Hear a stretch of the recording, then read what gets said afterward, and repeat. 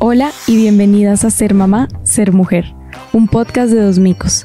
Soy tu anfitriona Mariana Franco, psicóloga humanista especializada en trauma y apego, y estoy aquí para acompañarte a través de un viaje de autoconocimiento como mamá y como mujer. Un espacio donde ser mamá y ser mujer se encuentran, se unen y se celebran. En cada episodio nos sumergiremos en conversaciones prácticas y directas sobre nutrición infantil, educación y psicología. Queremos ofrecerte todas las herramientas posibles para acompañarte en el proceso de crianza y también te equiparemos con recursos y consejos para avanzar en tu carrera y desarrollo personal.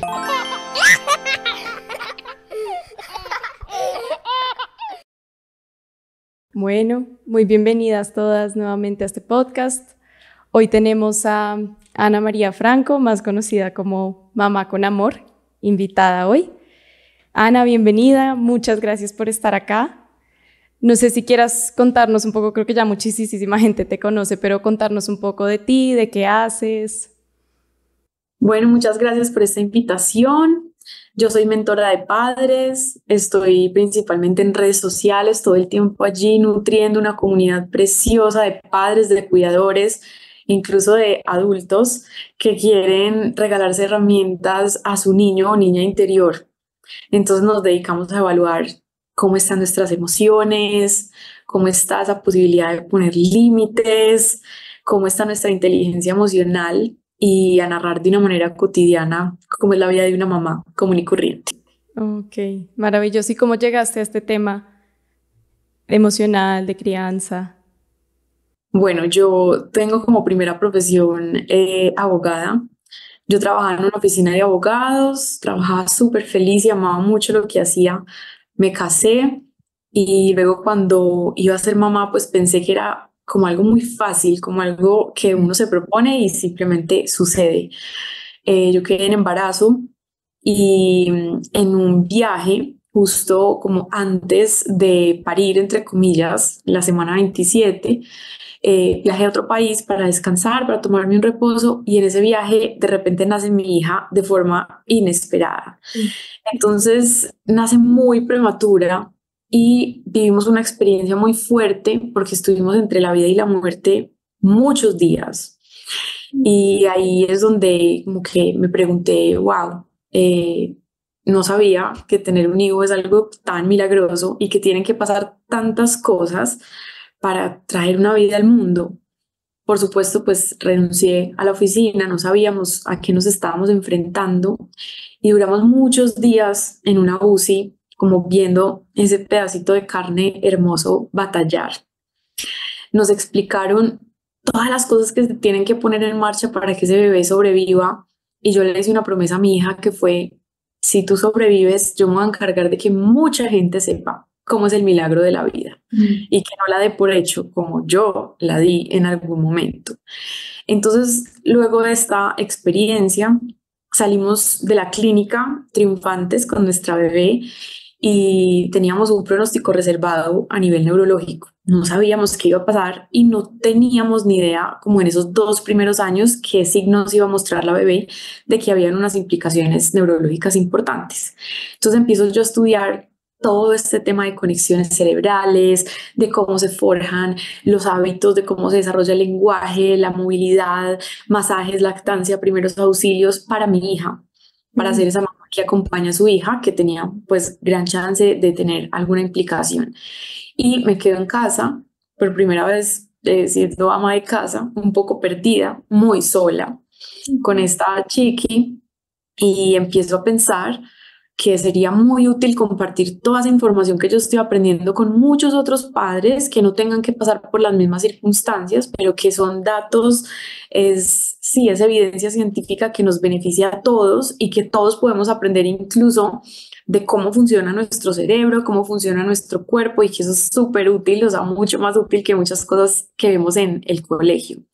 Entonces, una vez mi hija sale como de pronóstico reservado, confirmamos que es un milagro, digo, bueno, manos a la obra, es momento de cumplir esa promesa, abro una comunidad en Instagram, empiezo a contar mi vida como mamá y a la par todos estos estudios que yo venía haciendo y que sigo y seguiré haciendo de desarrollo cerebral, neurociencia, emociones, límites, en pro pues, de que nos gocemos los hijos en vez de padecerlos, que hoy hay una queja muy generalizada de que ser mamá y papá es muy difícil y es real, pero existen herramientas que nos permiten aliviar esa carga.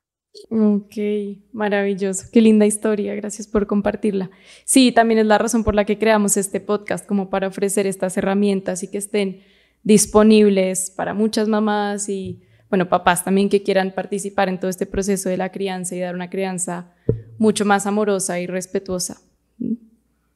Súper. Bueno, Ana, ¿nos puedes contar un poquito cómo ha sido este proceso con tus hijas? Como que has visto, sé que lo enseñas a muchas mamás, pero ¿cómo lo has visto en tu vida personal, en el desarrollo de tus hijas? ¿Pero en qué área o en qué aspecto? ¿Cómo lo ves tú, tal vez diferente a otras mamás, o cómo has sentido tú esa crianza ahora que aplicas esto que enseñas en tus redes?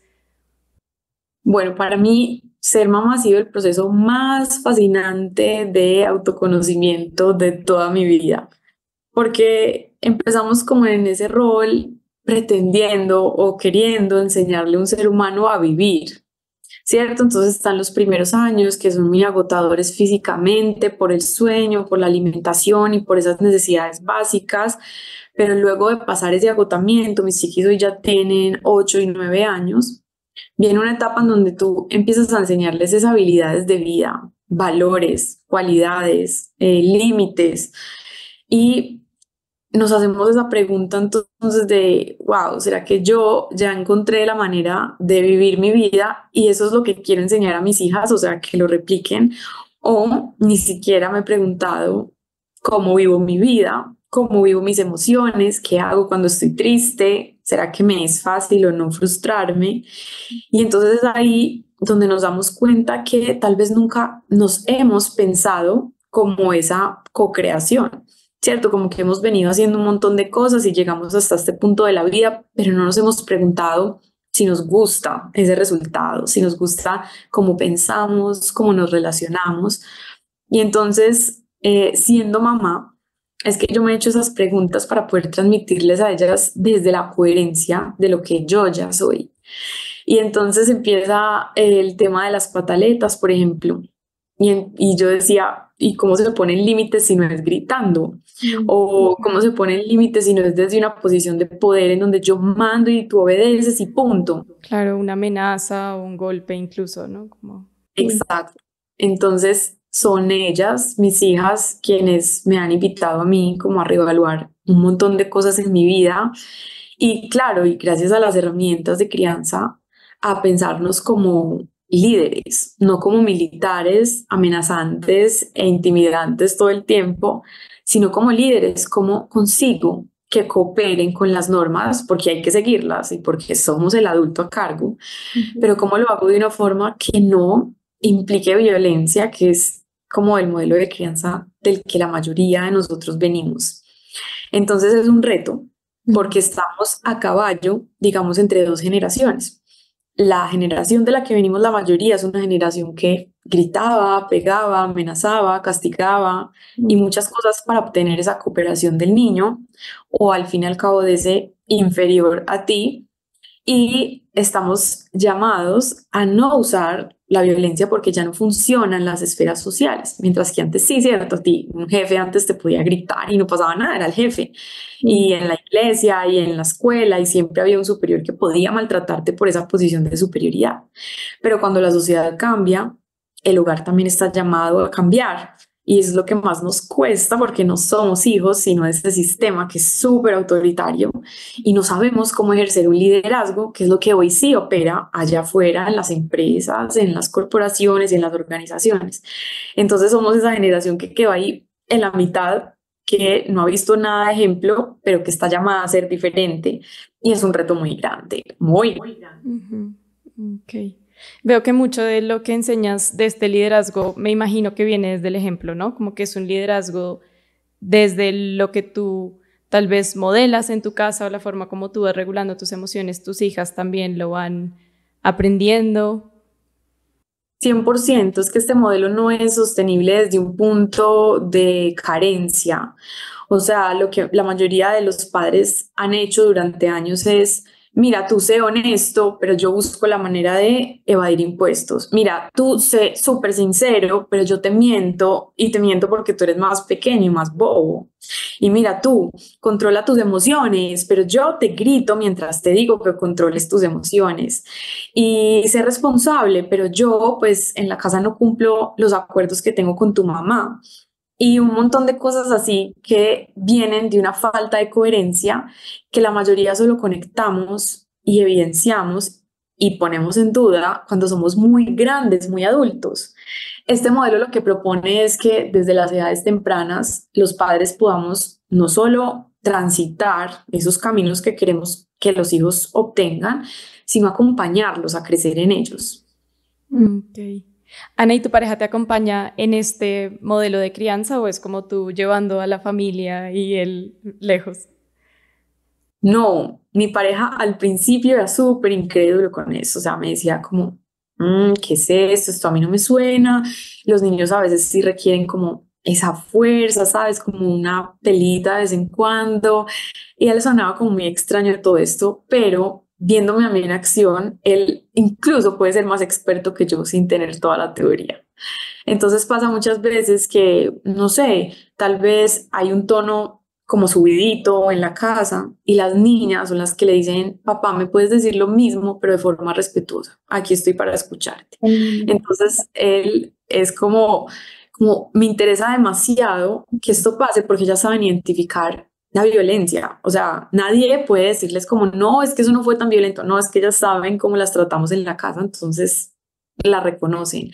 Y han pasado cosas bonitas que ya sus edades pues son como una cosecha para nosotros, de cuando alzan su voz, de cuando incluso ante otros adultos dicen esto no me gusta o no me sentí cómoda o no me toques la nalga, por ser mi tío no tienes por qué tocar mi cuerpo.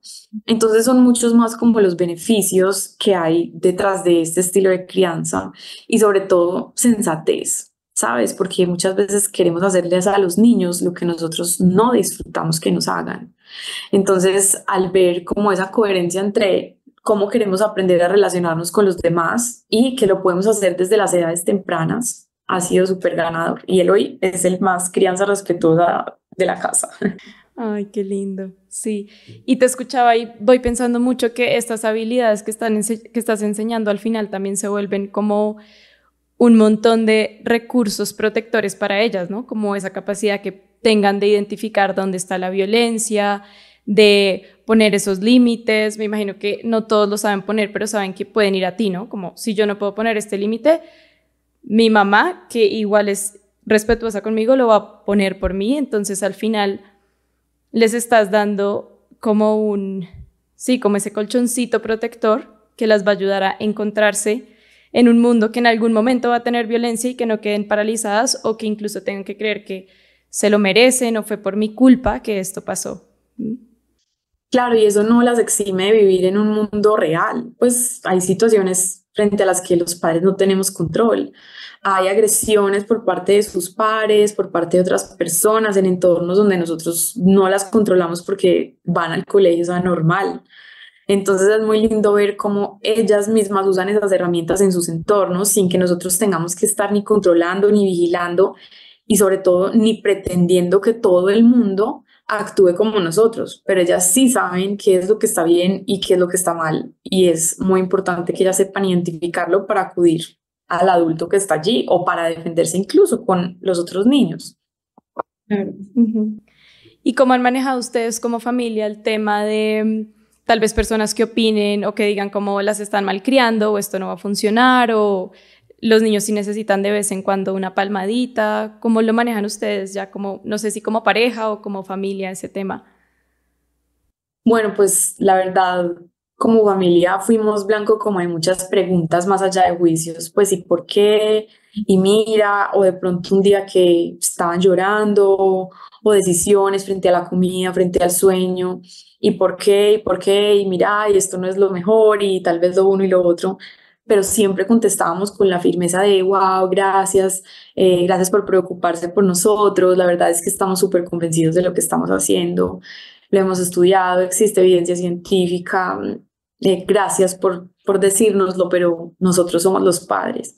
Y así una y otra vez, una y otra vez. Y es curioso porque ya en estas edades, donde ya son muy independientes, esas mismas personas son las que se acercan a decirte, wow, es increíble, es que cómo comunican las cosas, cómo ponen límites, mira lo que me dijo tu hija, mira cómo agradece genuinamente, mira cómo es de linda. Entonces es como un cosechar en el que tú tienes que creer fielmente y hay gente que va a dudar porque esa cosecha tarda, ¿sabes? Pero cuando ya la ves, es hermoso, es hermoso. Qué lindo. Y vi en tus redes que hiciste en estas vacaciones como unas vacaciones sin tecnología y sin pantallas. ¿Cómo fue esa experiencia? No sé si la preparaste desde antes o fue como probemos estas vacaciones a ver cómo nos va. Fue súper interesante el experimento porque pues aquí no es que seamos muy fans de la pantalla, sin embargo, pues como están en el colegio, tienen que cumplir como con unas plataformas. Entonces muchas veces después de pasar 8 horas en el colegio, llegaban a casa a pegarse la pantalla y bueno, y ya al final de la tarde estaban tan cansadas que decían, por favor, media horita de televisión. Entonces, como antes de salir de vacaciones, yo veía esa dinámica y yo, uy, o sea, esto es muy heavy porque están muy cansadas a esa hora, pues como para ir al parque o para sentarse a jugar, ya que le vas a exigir a un niño tantas horas por fuera. Y entonces dije yo, voy a hacer unas vacaciones sin pantallas y simplemente les comuniqué la decisión, retiré el dispositivo de cada una. Y bueno, fue súper interesante ver como que realmente es como un síndrome de abstinencia, o sea, es muy impresionante. Es, yo quiero pantalla, estoy aburrida, no sé qué hacer, entonces juega conmigo y no, o sea, ese no es el rol de nosotros como padres, de ser recreacionistas, ese no es. Entonces al principio era una y otra vez como, miren a ver qué van a hacer, estoy segura que van a encontrar algo, no, yo no puedo jugar, yo estoy trabajando, miren a ver cómo lo resuelven. Y ya al final, pues fueron como 3 semanas y ya la última semana ni se acordaban que existía en la pantalla, ni la pedían, solas inventaban 1000 juegos por día, impresionante. Se incluían en las conversaciones de adultos, preguntaban, creatividad nivel Dios, entonces fue súper lindo como para sentir que realmente esto es un mal de nuestro siglo y es un mal necesario y que bueno, en la medida en que podamos reducirlo, lo que más podamos en su mínima expresión, pues mucho mejor. Ok. ¿Cómo manejaste los límites esos primeros días de yo quiero la pantalla, estoy aburrida, no hay nada que hacer?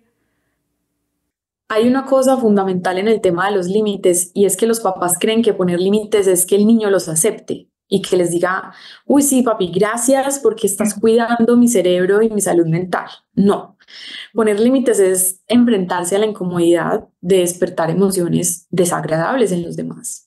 Entonces, cuando yo digo voy a esconder mis dispositivos, hay, no, pero ¿por qué? Esto pareció un castigo, es que mami, es que eres lo peor, es que ¿qué hice?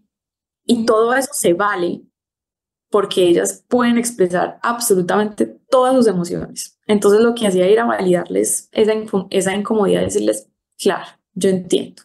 Es que tener que pensar en qué hacer en vez de coger una pantalla y prenderla es mucho más difícil y de ahí viene esa incomodidad tuya. Y echarse en la cama y no hacer nada, sino ver, es mucho más fácil que ir a pensar dónde vamos a poner nuestro tiempo y nuestra energía. Entonces yo te entiendo, pero yo no te voy a dar la pantalla.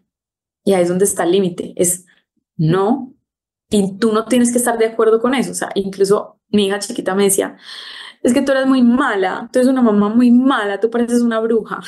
Oh. Yo decía, tienes toda la razón, o sea, me hace mucho sentido que tú pienses eso y se vale sentir esa rabia, pero yo no te la voy a dar. Y es un no. Y ahí es donde está el papel del adulto y donde está el límite. Es no. Ok. Como que validas y acoges muchísimo la emoción y te mantienes en el límite, ¿no? Como o la conducta va a ser esta y no vamos a usar pantallas, pero igual estoy acogiendo y dando mucho espacio para la emoción y tienes permiso de sentirte así.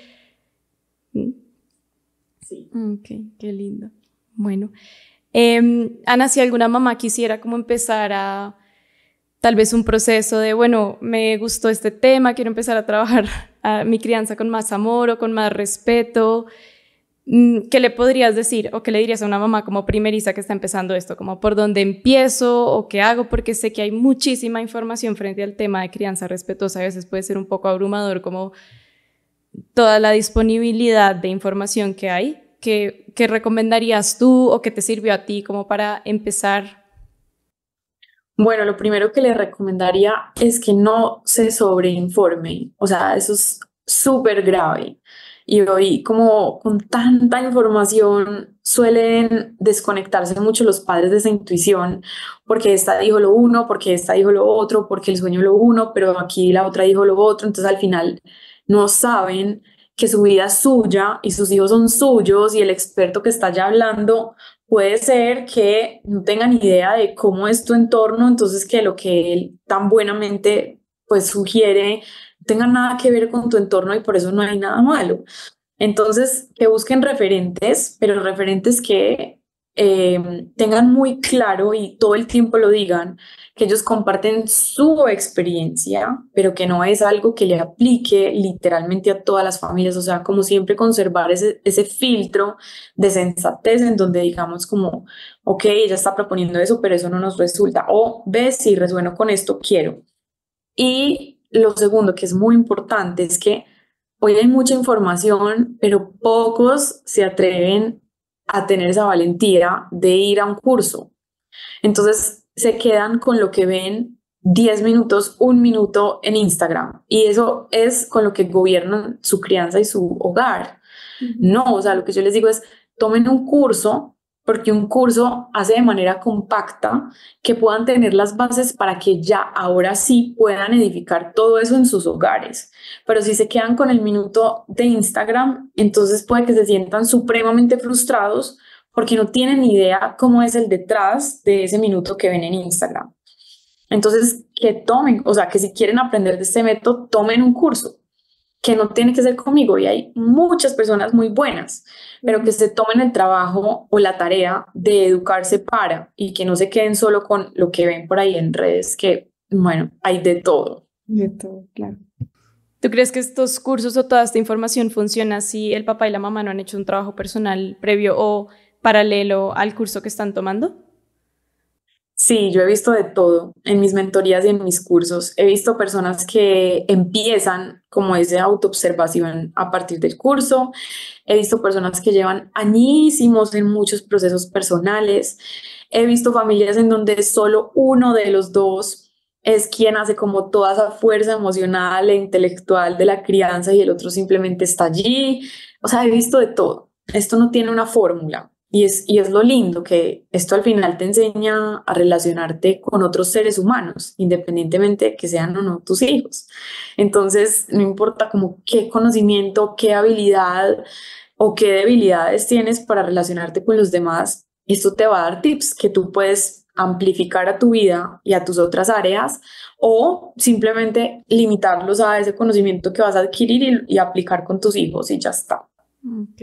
Sí, y me parece súper valioso esto que decías, como de no sobreinformarse y escucharse, porque muchas veces pasamos como incluso por encima de nuestra intuición o esa voz interior que dice esto no me cuadra porque el pediatra lo dijo o el experto lo dijo, mi amiga lo hizo y le funcionó, entonces, pero pues puede que a mí no me funcione porque mi mundo emocional está construido diferente, porque mis hijos tienen un temperamento también muy diferente al del el bebé que sí le funcionó, la niña, entonces creo que eso es súper importante, como aprender a escuchar, balancearlo, ¿no? Me escucho y armo mi vida como es mi vida y tomo esta ayuda y este apoyo también del experto. Cada uno es un mundo y hay que conocer ese mundo para poder pues ayudarle a ese mundo a que sea mejor. Okay. Bueno, si alguien quisiera tomar el curso contigo o quisiera saber más de ti, ¿dónde te pueden encontrar? ¿Cómo te pueden contactar? Bueno, todo el tiempo estoy nutriendo mis redes de forma gratuita en Instagram y en TikTok, @mamá con amor. Allí todo el tiempo estamos dando información de todos estos temas y es súper bonita la comunidad, o sea, es hermosa. Y ya ahí, como canal de difusión, ahí damos como todos los avisos de cuándo se abren puertas a mis programas, cuándo se cierran, que el tipo de programa que es. Tenemos, pues casi todo es como virtual a nivel global. Solo hay un par de espacios que son presenciales, de resto tenemos estudiantes de un montón de partes del mundo, como 62 países. Y es hermoso una comunidad que quiere crecer para acompañar a sus hijos a crecer. Es súper linda. Maravilloso. Tengo una última pregunta que hacerte antes de irte y es, ¿nos puedes contar 3 mujeres que hayan influido en tu trabajo o en tu vida o en lo que eres hoy como mujer? Bueno, la primera es mi mamá. Siempre será como ese referente. Yo tuve una mamá, tengo una mamá superwoman, o sea, es una mamá trabajadora, una mamá cálida, servicial, súper conversadora, una mamá que como que tú puedes hablar con ella de todo, o sea, incluso del trauma infantil y ella te sigue la conversación y ella recibe todas las percepciones sin ofenderse. Entonces a ella diría que le debo mi inteligencia emocional en gran parte. Otra mujer a la que admiro muchísimo y gracias a la que yo empecé todo este camino de ser mentora de padres es Jane Nelson. Ella es una psicóloga americana, fue la creadora del método de disciplina positiva. Encontrarme en una certificación con ella para mí fue súper revelador. Ella tiene 7 hijos, eh, pues es psicóloga y especialista en neurodesarrollo y creó su propio método, pero lo más lindo es que ella decía que no hay teoría sin práctica, o sea, que ella es mamá de 7, ella puede darnos con certeza las herramientas y también la alegría como de compartir el conocimiento, que no tiene que ser algo acartonado, difícil o súper engorroso, sino que entre más práctico y sencillo, entonces mucho mejor. O sea, que como que destape esa tapita del sentido común, que muchas veces no es común. Y otra mujer que podría influir así como en mi vida, bueno, metería en ese paquete a mis 2 hijas, que son mi gran inspiración, las seres humanas más fascinantes y maravillosas que puedo conocer en el mundo y que todos los días me enseñan mucho más ellas a mí que yo a ellas. Ok, qué lindo. Bueno, Ana, muchísimas gracias por este espacio, por participar y bienvenida cuando quieras volver. No, muchas gracias a ustedes, súper este espacio de conversación. Bueno, un abracito. Chao, chao. Chao.